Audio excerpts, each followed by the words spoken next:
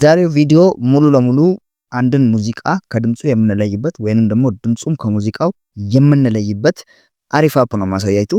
በቀጥታ ወደ ፕሌይ ስቶራችን እንገባለን። ፔጃችንን ላይክ እና ሰብስክራይብ ማድረግ እንዳትረሱ። በመቀጠል ሰርች ባሉ ላይ ሞይስስ ብለን ሰርች እናደርጋለን። ሞይስስ ብለን ሰርች እናደርጋለን። ከዛ እቺ ሁለተኛ ላይ ያለችው ሞይስስ the musicians app የምትለዋን አፕ ዳውንሎድ እናደርጋታለን ማለት ነው። እኔ ኦልሬዲ ዳውንሎድ ስላደረኳት ኦፕን እላታለሁ።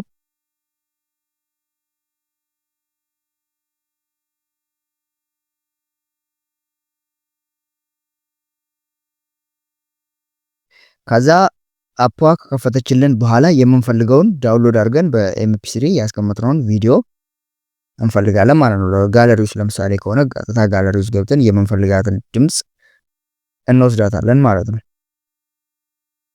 ለምሳሌ እቺን ሙዚቃ እንወስዳት። ከዛ በኋላ ሰብሚት እንለዋለን ማለት ነው።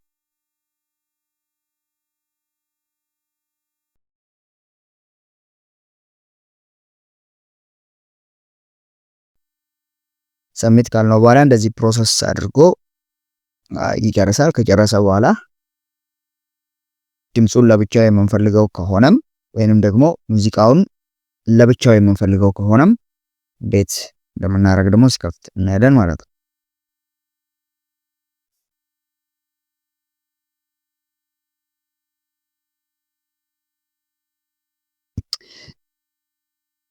ልክ ፕሮሰስ አድርጎ ሲጨርስ ይሄንን ኢንተርፌስ ያመጣልናል።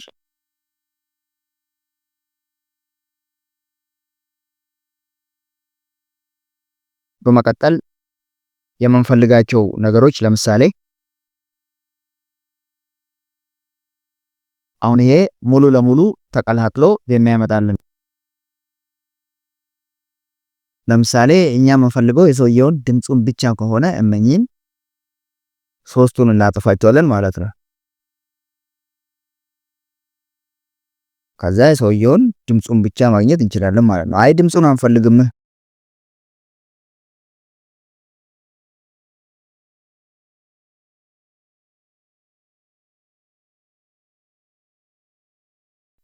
ከዛ በዚህ መልኩ ልክ ስንጨርስ ለምሳሌ እኔ አሁን የምፈልጋቸው እነኚህን ነው ብለን እናስብና ሙዚቃውን ብቻ ነው ፈልገው ብለን እናስብ። ኤንዲ ካደረግነው በኋላ በቀጥታ ምን እንለዋለን? ኤክስፖርት እንለዋለን። 3 ነጥብ ነክተን ኤክስፖርት እንለዋለን።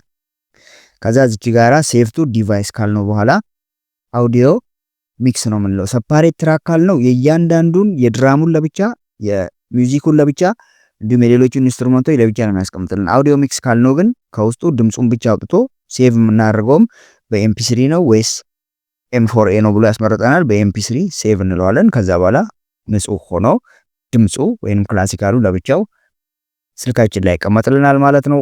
ቪዲዮ ከተመቻችሁ ላይክ እና ሰብስክራይብ ማድረግ እንዳትረሱ። አሪፍ አፕ ናት፣ ተጠቀሙባት።